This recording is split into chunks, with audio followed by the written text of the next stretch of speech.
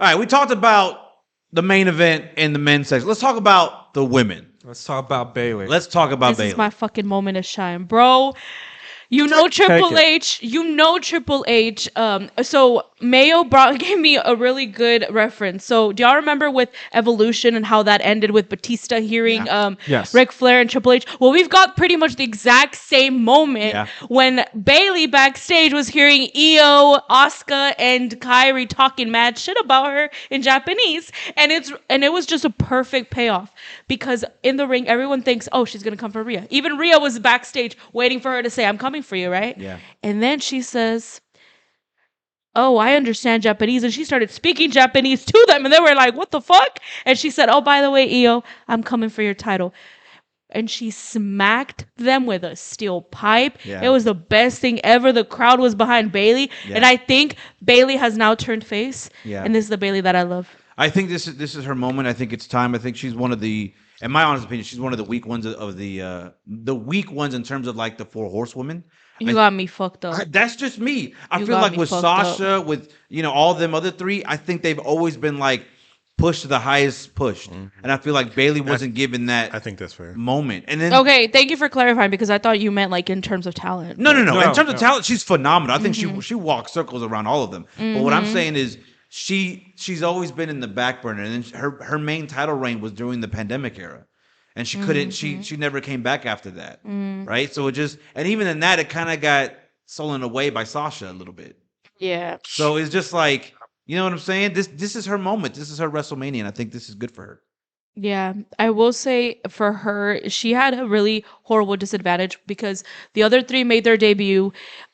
I want to say it was 2016, and she was still in NXT because she was still the NXT champion. So definitely, and then they had her feuding with like Alexa Bliss, which was a horrible ass feud, and it was just they did not book her well. So I see where you're coming with that. While Charlotte and Becky and Sasha were having these fucking monumental matches, but I've always honestly believed, other than Becky, she was the best. I listen. Sasha Banks fans, I guess Mercedes Moné's fans don't come for me. I'm sorry, but Bayley is phenomenal. Everything that you give her, her promos out of this fucking world. Again, her and Becky and their promos and just their persona and everything, amazing. And I think this is her time to shine. And that match is going to be badass. I can already tell. Io and her, I can already tell. They already have really great chemistry. And I cannot wait to see the payoff for WrestleMania. I think there's a lot of storyline in here. A lot of great storyline. I think that's the only match that has, besides, The Rock and Roman, this one has a lot of storyline in it that I think to me is the one that's going to steal the show. Because to be honest, and I know Raven is with me on this one, I don't care who faces my what's her name? I forgot her fucking name. No, the other champion, Rhea Ripley. Your baby? You forgot your baby's name. I know, I forgot her name. It just, I don't think there's anybody right now that can be toe to toe with her right now. No. And even if it's, I know you were mentioning a couple of names, Raven. Can you repeat them? Who do you think is gonna... it's probably gonna be either Becky or Bianca, or maybe Dark Horse would be Liv Morgan. I'm sorry, they're not at that level or of her. Rhea is at a different level. I don't think nobody's at her level right now. Honestly, I wouldn't even mind seeing somebody else different this time. I mean, I know we have the chick from AEW, Jay Cargo. I mean, I know she doesn't deserve the title, but it just, maybe she's she's at the same high as Rhea Ripley. It's at this point nobody's at the top of Rhea Ripley. I think Bianca Belair is a better wrestler than Rhea, but I don't like her gimmick. Yeah. I agree. So maybe, personally, this is just my opinion. I know it's an unpopular opinion, but I'd rather see Bianca turn and see what she does. Just like how it worked wonders for Bayley. I mean, her hugging personality was great, but when she turned heel, that was also great.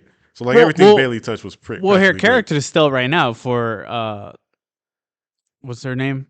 Oh, Bayley? No, Bianca, yeah, she's face right now. Like nobody, they were booing her at the Rumble. Oh yeah, so she needs to make a change right now. And again, Becky, we love Becky. Just there's nothing going on right now. Yeah. I don't know what's gonna happen to Rhea Ripley. I just whatever match she's on, it's gonna be okay. But the match to see, it would be Bayley against Io, and that's gonna be the women's match of Mania. And I hope it's a night 2. I don't want it to be a night 1. And I just want to say this is honestly probably the best long-term booking in terms of the women's division in a long time. Like, I can't even remember the last storyline in the women's division that was this well booked. Sorry. Maybe Trish and Becky was probably the last one in terms of long-term booking, but this one was awesome. I'm really excited for Bayley and Io. Moving, and I will say, the women's match is doing pretty good, and I think it's going well. Speaking about women. Are you listening? Damn.